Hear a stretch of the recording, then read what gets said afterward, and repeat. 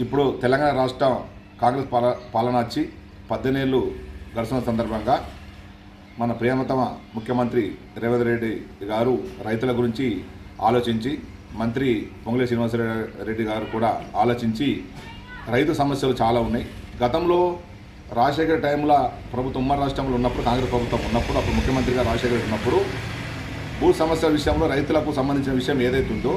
అది పరిష్కార మార్గాలు ఆనాడు ఆలోచించి ఆలోచన చేయడం జరిగింది. తర్వాత మన తెలంగాణ రాష్ట్రం ఏర్పడిన తర్వాత ముఖ్యమంత్రి కేసీఆర్ అయిన తర్వాత కొత్తగా ధరణి చట్టం తీసుకొచ్చి రెవెన్యూ చట్టం తీసుకొచ్చి రైతుల సమస్యలు పట్టించుకోగా రైతుల సమస్యలు ఏవైతే ఉన్నాయో అది ఆన్లైన్లో అప్లై చేసుకుంటే అప్పుడు MRO office, RDO office, collector office అనుకుంటా అక్కడ పోయి రావడం చాలా కష్టమవుతుండే. తర్వాత ఇప్పుడు వచ్చిన ఈ కొత్తగా రేవంత్ రెడ్డి గారి ఈ పాలనలో భూభారతి చట్టం తీసుకురావడం, దానిలో భాగంగానే ప్రతి గ్రామ రెవెన్యూ సదస్సులు పెట్టడం, ఇందులో ఏవైతే రైతులకు సంబంధించిన భూ సమస్యలు ఏమున్నాయో వాటిని అప్లికేషన్ రూపంగా తీసుకొని పరిష్కరించే మార్గంగా ఏదైతే ఆలోచిస్తుందో ఇది చాలా గొప్ప విషయం. ఎందుకంటే గత 15 ఏళ్ళ నుంచి ప్రతి రైతు పట్టగాక సాదాపైన ఉండి అమ్మి పట్ట చేసుకోలేక డబ్బులు లేక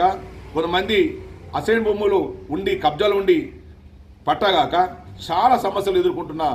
రైతాంగాన్ని ఆదుకోవడానికి, భూ సమస్య ఏదైతే ఉందో అది పరిష్కరించడానికి వీళ్ళ అప్లికేషన్ తీసుకొని ఆ పరిష్కార మార్గాలు ఆలోచించి విధంగా గ్రామాన అధికారులనే రైతుల దగ్గర పంపించి పరిష్కరించే విషయంగా చాలా గొప్ప విషయంగా చాలా సంతోషంగా మేము వ్యక్తం చేస్తున్నాం. ఇలాంటి రేపు ఏ సమస్య ఉన్నా భూ సమస్య ఉన్నా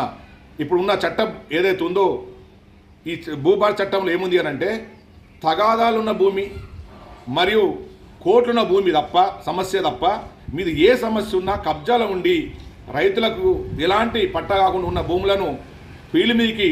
రెవెన్యూ అధికారులు వెళ్ళి చూసి అక్కడ చుట్టుపక్కల నలుగురిని అడిగి వాళ్ళకి పట్ట వేసి ఆ భూ సమస్య ఏది లేకుండా పరిష్కరించే విధంగా ఈ భూభారతి చట్టం తేవడం,